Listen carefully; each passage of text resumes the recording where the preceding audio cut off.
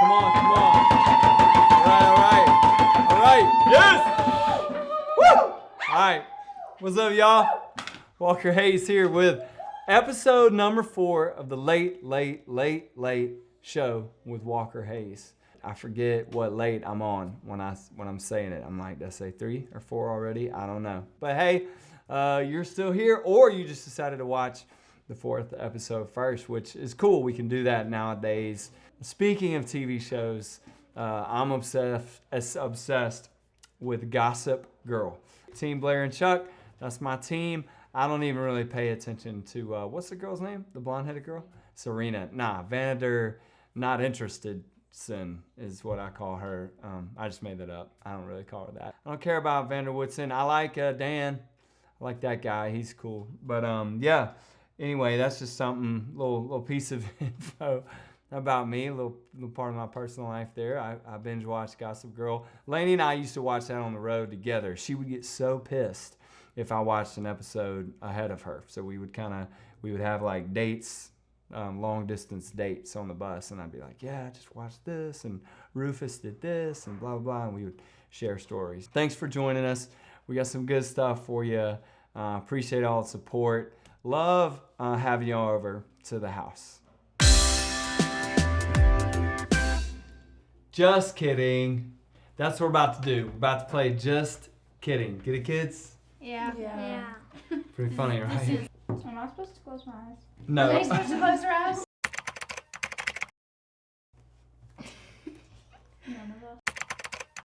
Ooh, that's easy. I know who that is. Loxley, stay looking for me. That's stressed. I don't know. Who's most likely to get arrested? I'd say... I might go. Get it. Oh, I know who that is. I know who that is. Dad. Oh. That's Leela. I'm a pro. I'd say... Oh, I hate this. Gavel. My mom and dad.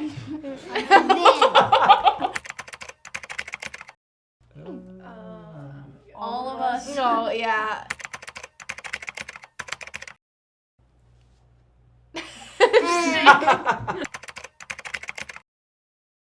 Dad.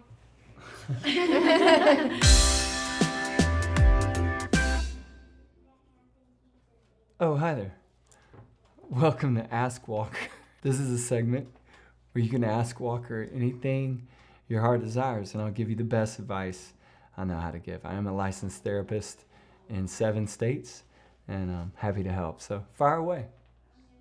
Hi Walker, my name is Betsy. So my neighbors recently set up a camera pointed towards my house to try and catch me in social distancing violations. Little kooky if you ask me, but what do you think I should do? I have no idea how to handle this. Honestly, this is what I would do, Betsy. I would think of something really nasty and obscene to do in that camera so that when they're watching, you know, like, I don't know, make my dog take a dump right in front of it every day. I would approach them about a camera. I'm not big on, cameras in my yard. I don't know, is that against the law? Like, can people just put a camera on I feel like you own the rights to your view or whatever, I don't know.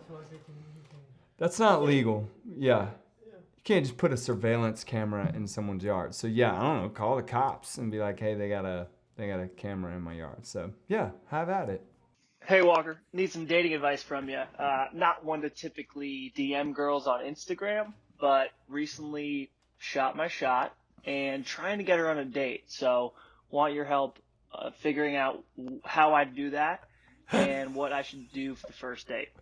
Okay. John, thanks for asking, Walker. I have underlined here, shot my shot.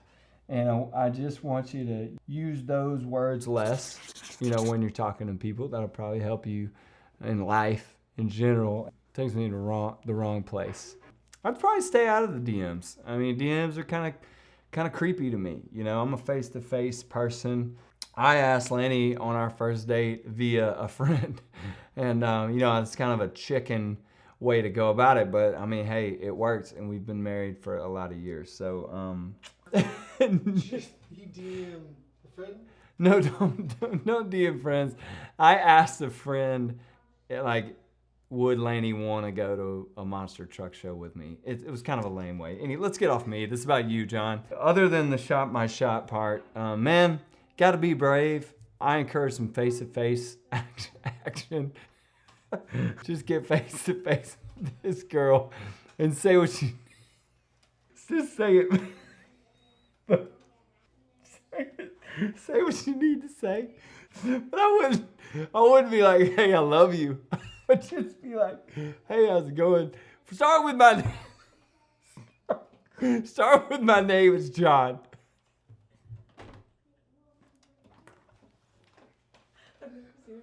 Okay, look, John. Let's just hypothetically, let's say your name is Lindsay. Okay, you see Lindsay.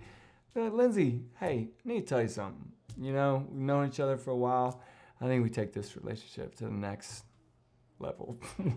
What do you think? You in? And just be bold. Good luck, John. Yikes. I'm sorry. I'm sorry. I don't think he knows her.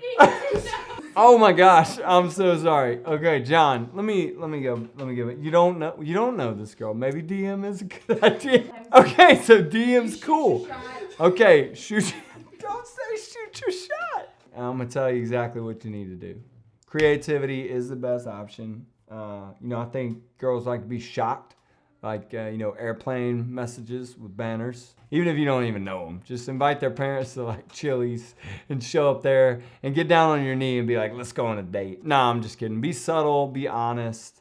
I mean, you don't even know this person. So maybe, I was going to say, go places where they are. But that would be creepy if you just, that would be legit stalking the girl. You know what, John? I'm at a loss, man. I have no idea.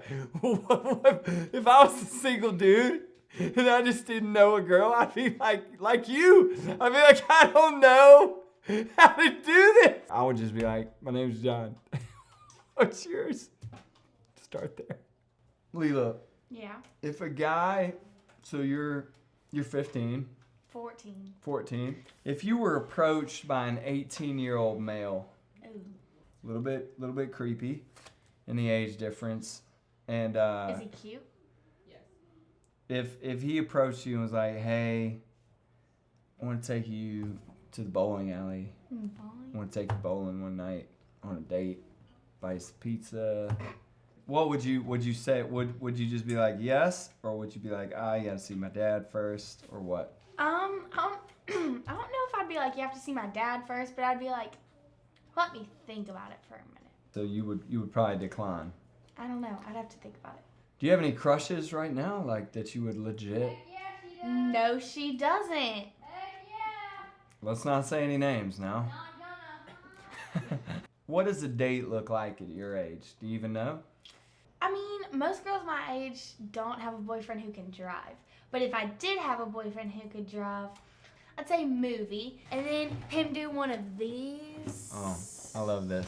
I taught her that. Maybe one of these. No, what you do is you just accidentally go like this, and you just leave it under like that. And if she doesn't move, you're like, yes.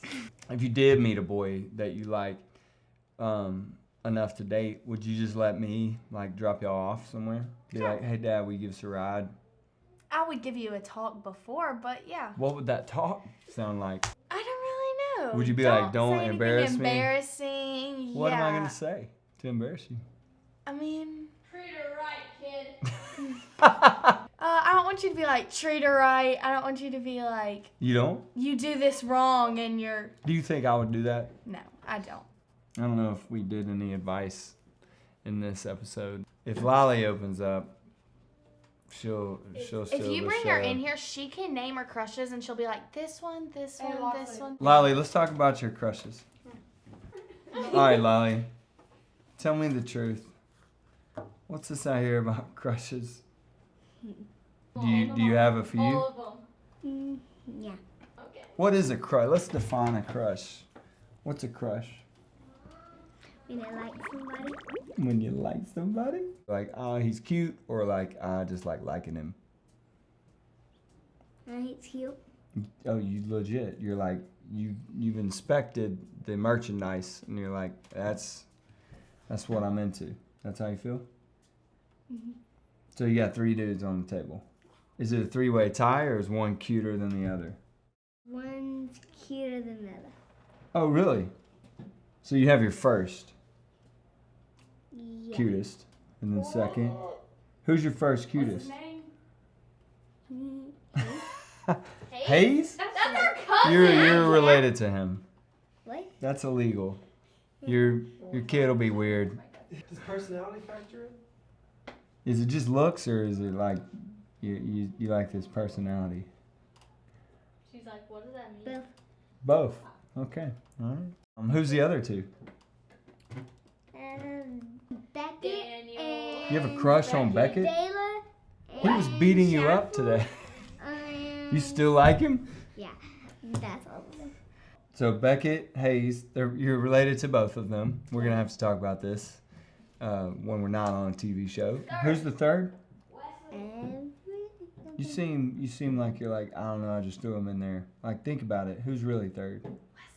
No one. You don't have a third, Yeah, I don't have third. so you just have 2 crushes. No.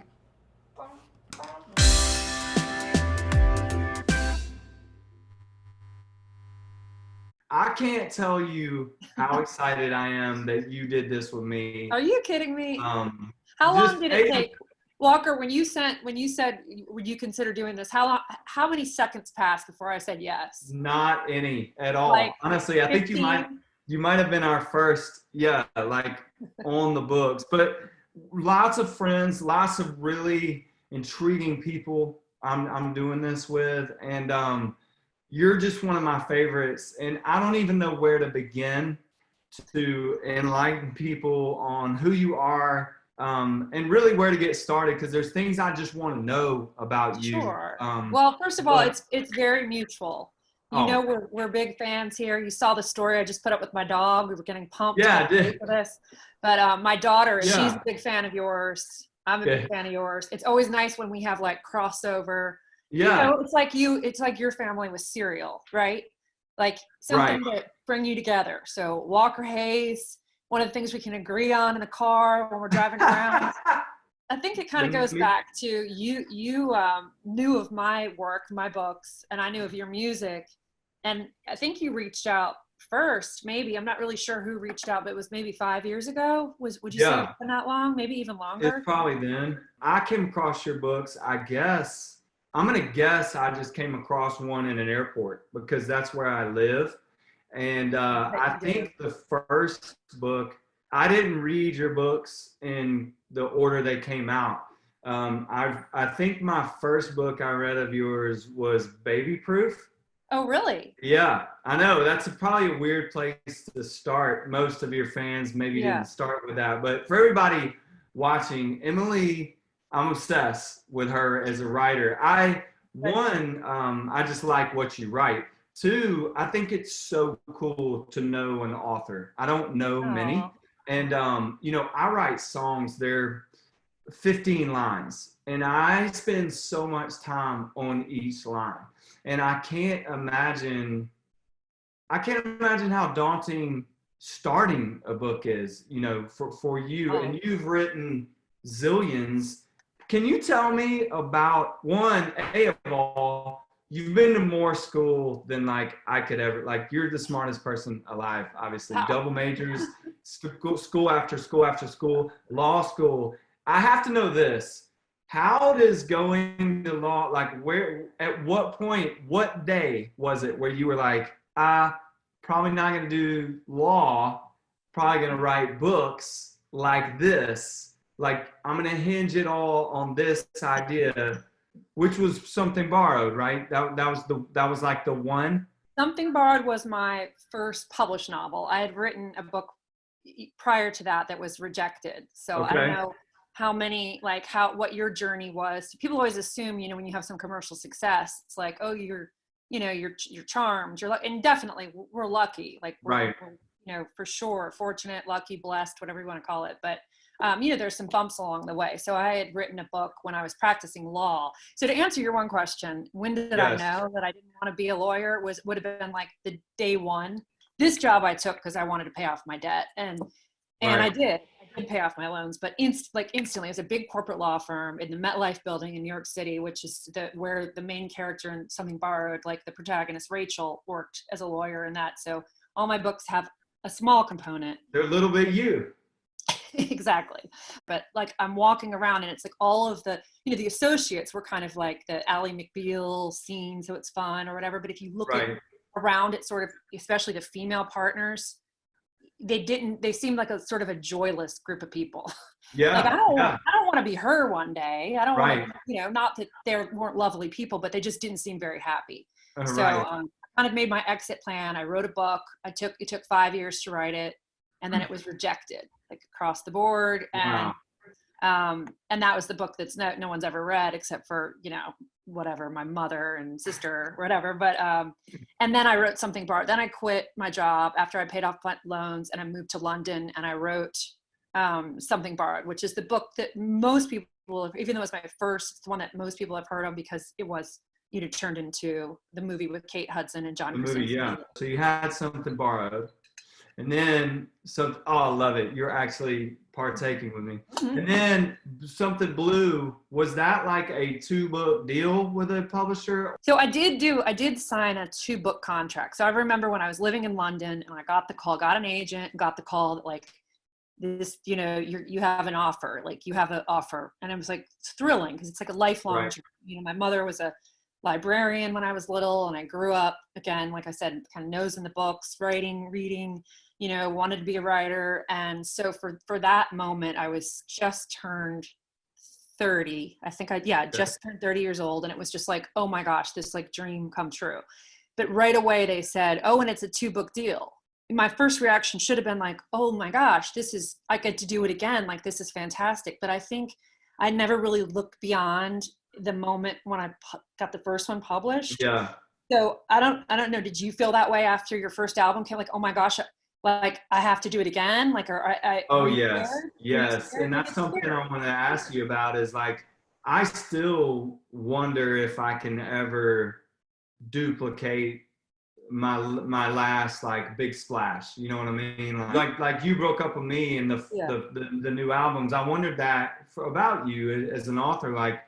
Sure. You ever put out books and they just don't do what that one did, and you're like, did I lose my mojo? Yes. To answer your question, those are things that I think all artistic people have to do with when they're creating art, also with like commercial goals in mind. And I think, one thing we have to remember is if you're lucky enough to create something that people connect with in that way, and that does very well, like, that album for you or Something Borrowed for me, I think a lot of times it's not that people don't like what comes next as much. It's just that's what they fell in love with. It's kind of like a relationship. Like you think about like when you fell in love, you don't think about maybe like another chapter in your life, which can be just as satisfying.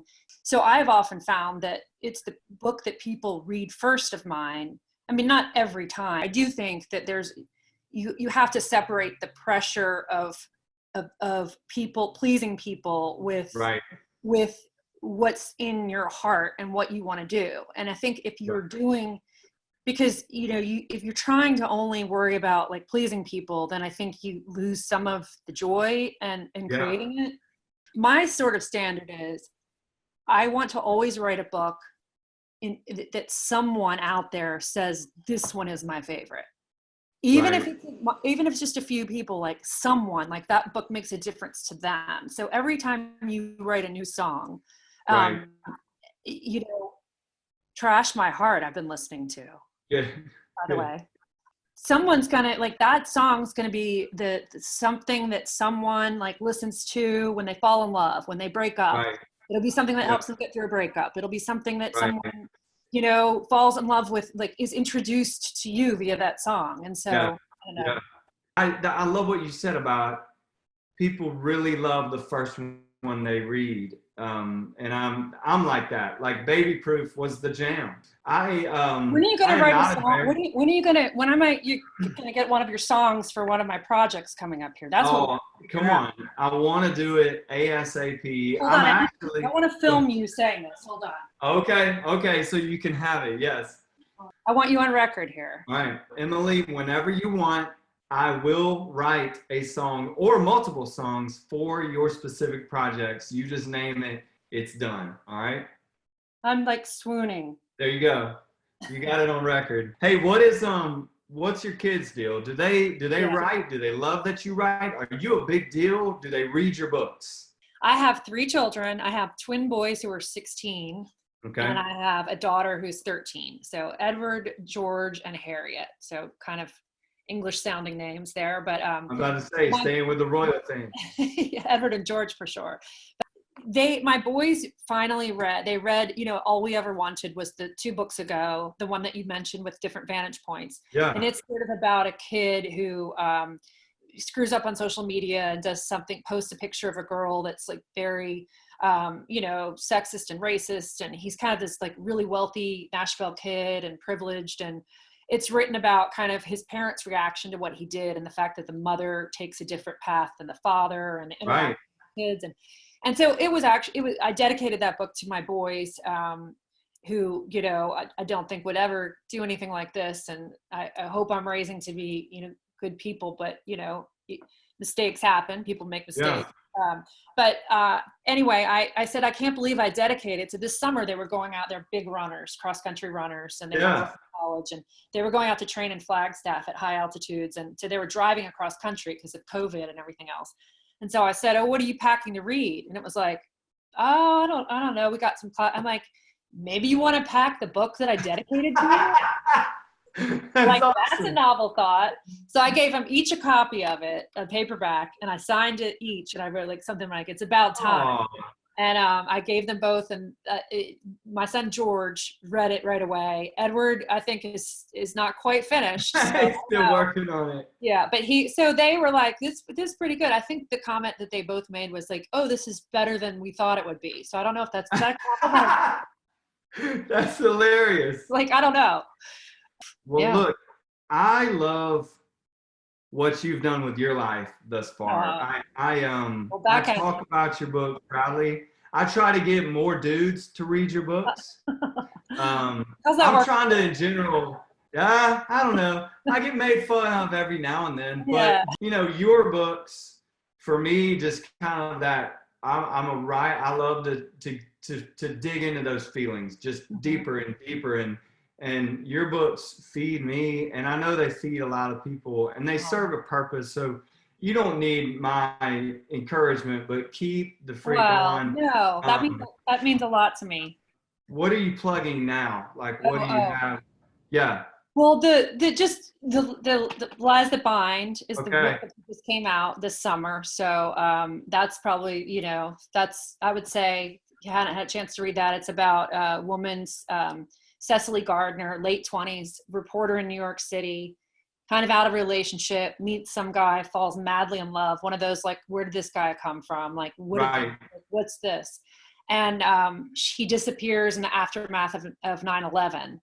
So this is actually set back in time. And she sort of, as she tries to just, you know, figure out the mystery of who he was, she learns a lot about herself. And so there is a parallel, I think, to right now, and but it's like, it's what happens in the world, but it's also the internal thing that happens to us when these events happen. Like, I think COVID, for example, like 9/11 in The Lies That Bind, I think COVID has made us sort of take stock of our lives and say, like, you know, do we like, you know, like you running again, or someone who's working from home saying, you know, I don't really want to go back to the office. I want to do something from home. Or, you know, I'm sure you've experienced this with your kids, but definitely with mine. I mean, at the start of the pandemic, it's like, you know, there's some complaining, we can't do this, we can't do that, but we've bonded as a family, like so much more. I think we're pretty close family, but so yeah, I think with the lies that bind, even though it's set back in time, I think there's a universal